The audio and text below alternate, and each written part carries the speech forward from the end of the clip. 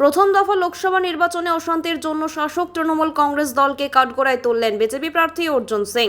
এদিন প্রচণ্ড দাবদাহকে উপেক্ষা করে জগদ্দল বিধানসভার মামুদপুর গ্রাম পঞ্চায়েত এলাকায় নির্বাচনী প্রচারে এসে এই কথাই বললেন।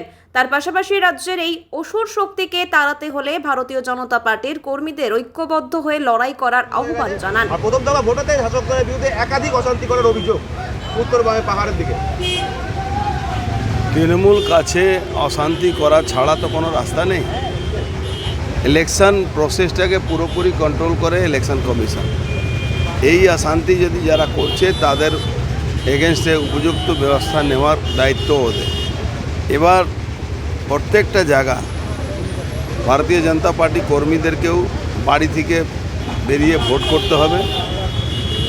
লড়াই যদি করতেই হয় তা লড়াই করতে হবে, কারণ লড়াই ছাড়া, যুদ্ধ ছাড়া এই অসুর শক্তিকে এখান থেকে তাড়ানো যাবে না। এই লড়াই জন্য প্রস্তুত থাকতে হবে সবাইকে। তাহলে রামনবমী অশান্তিকে ঘিরে বিজেপির তকমায় লাগাচ্ছে রাজ্যের মুখ্যমন্ত্রী, কি বলবেন? মুখ্যমন্ত্রী তো নিজে ষড়যন্ত্র করে এই ঘটনাগুলো ঘটাচ্ছে। একটা মুখ্যমন্ত্রী একটা রাজ্যে যদি মাইকে দাঁড়িয়ে নিজেই বলেন কি এখানে যারা রামনবমী মিছিল করছে তারা শান্তি করবে, তারা দাঙ্গা লাগাবে, তো আপনি কি করছেন? আপনি তো পুলিশ মন্ত্রী।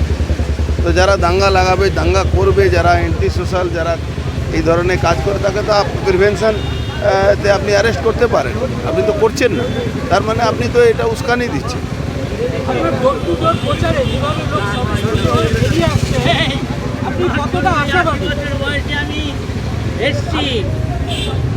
প্রচারে যেভাবে লোক সমস্ত এগিয়ে এসে আপনার দিকে হাত রাখছে, আমরা দেখলাম একজন বয়স্ক মহিলা আপনাকে হাত মেরে।